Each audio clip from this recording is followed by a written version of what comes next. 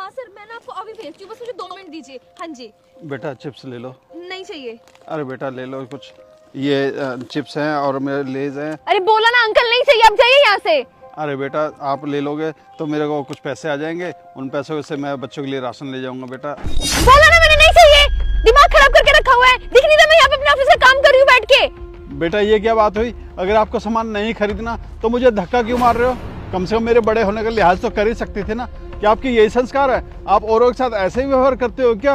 तुम्हें बोल रही हूँ ना, नहीं खरीदना मुझे ये सामान, क्यों जबरदस्ती थोपने पे लगे हुए हो? मैं यहाँ पे बैठ के अपने ऑफिस का काम कर रही हूँ और मुझे डिस्टर्ब करे जा रही हो तुम। अरे बेटा मैंने आपसे ज्यादा क्या कहा था? मैंने सिर्फ यही तो कहा था कि कुछ सामान खरीद लो। अगर कुछ सामान खरीद लेते तो जो पैसे आते मैं उससे बच्चों के लिए अपना कुछ सामान ले जाता। अब कौन बाप चाहेगा कि उसके बच्चे भूखे मरे? अरे तुम्हारे बच्चों से मुझे क्या लेना देना? जब बच्चे पलते नहीं तो पैदा ही क्यों करते हो तुम लोग?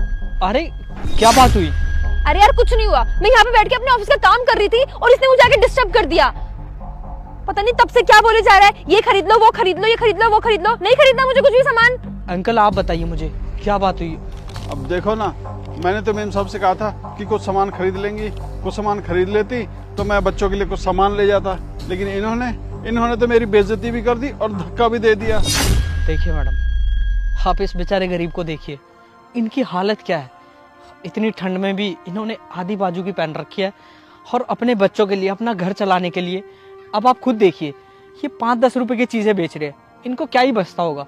इनका तो बेचारे का घर बारी चलता होगा, और आप इनको धक्का मार रहे हैं, इनको गिरा रहे हैं, इनकी बेइज्जती कर रहे हैं। तो एक बार खुद सोचिए, आपके भी पिता होंगे ना, वो भी कोई मेहनत का काम ही करते होंगे ना। अगर आपके पिता के साथ कोई ऐसा करेगा तो आपको कैसा लगेगा? और एक पिता अपना घर चलाने के लिए ना कुछ भी कर सकता है, किसी भी हद तक जा सकता है। बाकी आपके सामने तो एग्जाम्पल है ही, इतनी ठंड में भी ये इतनी मेहनत कर रहे हैं, और आप जैसी जनरेशन ऐसे लोगों के साथ इतनी बदतमीजी कर रही है। मुझे तो अफसोस है, मुझे तो शर्म आती है। बाकी अगर आपको हेल्प करनी है ना, आप इनसे ये सामान ले लीजिए और इनको पैसे दे दीजिए, ताकि ये आज के लिए अपने बच्चों के लिए, घर के लिए खाना लेके जा सके। बाकी आगे आपकी मर्जी है, चलता हूँ। सॉरी अंकल, वो क्या है ना कि मुझे ऑफिस से थोड़ी डांट पड़ गई थी और काम भी बहुत डिले हो गया था, तो इसलिए मुझे समझ में ही नहीं आया मैं क्या बोल रही हूँ, क्या कर रही हूँ। बस मैंने एकदम से आप पे गुस्सा कर दिया, ऑफिस का गुस्सा आप पे निकल गया। प्लीज मुझे माफ कर दीजिए। कोई बात नहीं बेटा, तुम्हें अपनी गलती का एहसास हो गया, मैंने तुम्हें माफ कर दिया। बच्चों से गलतियां तो होती रहती हैं और बड़ों का काम है माफ करना, मैंने तुम्हें माफ कर दिया। आप चाहो तो मैं आपका ये पूरा खरीद लेती हूँ, आपके जो भी पैसे बनते हैं आप ले लीजिए। ये आपका मिलाकर कितने का होगा? ये सारा सामान होगा करीब 200 रुपए का। 200 का? ये मेरे पास 800 रुपए है। आप ये सारे रख लीजिए, आपके काम भी आएंगे। और इतनी ठंड में है ना, आपको ज्यादा दिन बाहर काम करने की जरूरत भी नहीं पड़ेगी।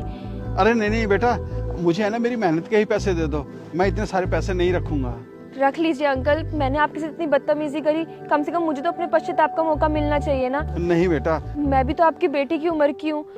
आप प्लीज ऐसे मुझे गिल्ट फील मत कराइए, आप ये पैसे रख लीजिए प्लीज। ठीक है बेटा, तुम कह रही हो तो मैं रख लेता हूँ, लेकिन हाँ एक बात का ध्यान रखना कि कभी किसी के साथ दोबारा ऐसा मत करना। Thank you so much uncle. भगवान तुम्हारा भला करे।